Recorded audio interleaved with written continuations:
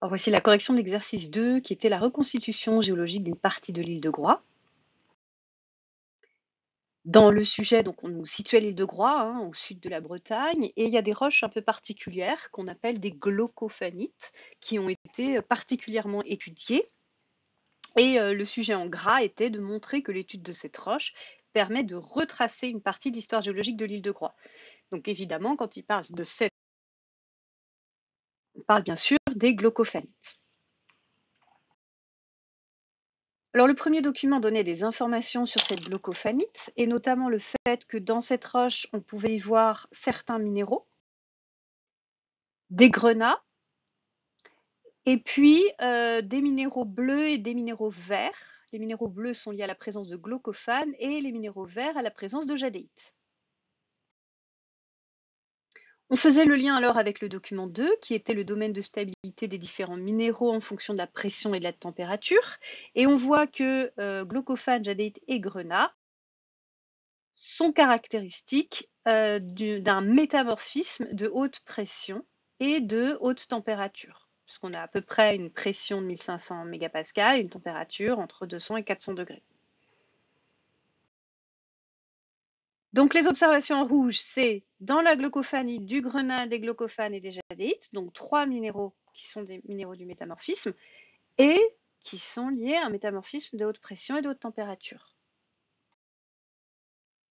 Je sais que ce métamorphisme haute pression et de température est caractéristique des zones de subduction. J'en déduis que cette roche est donc entrée en subduction. Le document 3 me présentait une façon de dater la glaucophanite, puisqu'on nous disait que c'était riche en rubidium 87 et en strontium 87 et 86. Et donc le rubidium 87 est un élément radioactif qui se désintègre en strontium 87. Donc on peut faire des datations absolues avec l'âge de la roche qui est donné par la relation T égale A sur lambda, avec A qui est le coefficient directeur de la droite, et lambda qui est la constante de désintégration.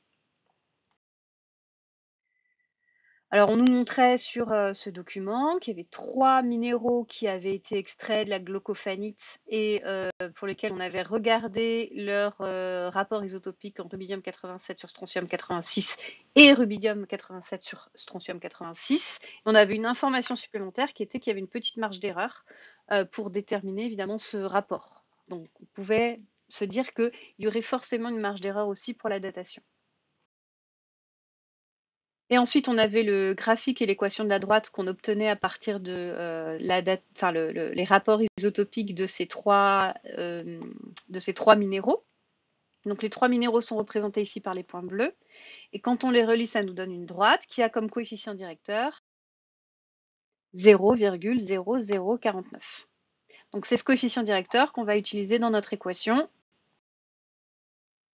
T égale A sur lambda. Le A, c'est le coefficient directeur, la pente.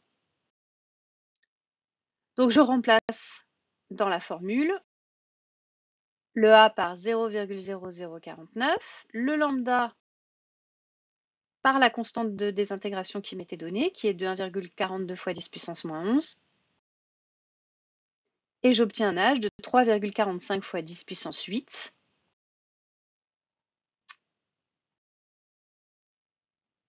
Donc, les connaissances qui sont associées à finalement cette observation, c'est que les isotopes radioactifs permettent de déterminer l'âge absolu de la fermeture d'un système.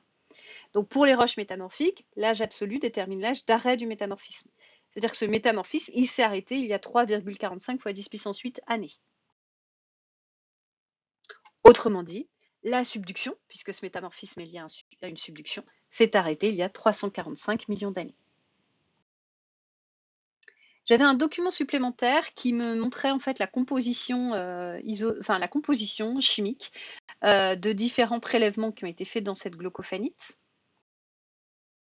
Et on pouvait faire le lien avec la composition moyenne de 5 roches de référence, péridotite, gabbro, andésite, rhyolite et granite. Quand on compare les valeurs, on voit que globalement, la composition de notre glaucophanite se rapproche plutôt de celle du gabbro. Alors qu'on a des valeurs ici qui sont pour SiO2 par exemple qui sont proches de 50. Pour Al, on a des valeurs comprises entre 12 et 19, donc plus proches de 15. Pour le fer, on a aussi des valeurs qui correspondent à peu près, et donc c'est pareil pour tous les éléments.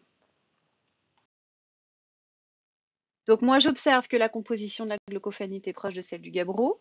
Je sais qu'une roche métamorphique est une roche qui provient de la transformation d'une roche préexistante par modification de la pression et de la température. Donc je peux en déduire que la glaucophanite est issue d'un gabbro qui est entré en subduction.